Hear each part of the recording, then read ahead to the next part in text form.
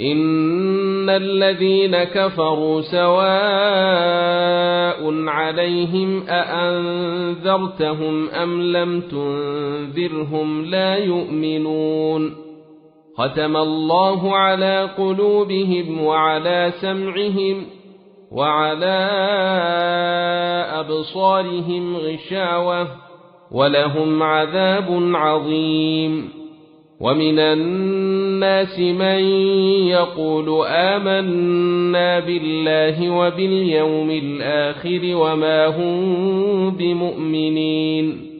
يخادعون الله والذين آمنوا وما يخدعون إلا أنفسهم وما يشعرون في قلوبهم مرض فزادهم الله مرضا ولهم عذاب أليم بما كانوا يكذبون وإذا قيل لهم لا تفسدوا في الأرض قالوا إنما نحن مصلحون ألا إنهم هم المفسدون ولكن لا يشعرون وإذا قيل لهم آمنوا كما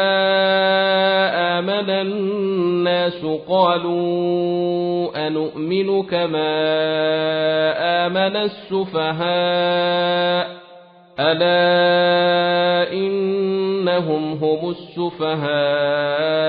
ولكن لا يعلمون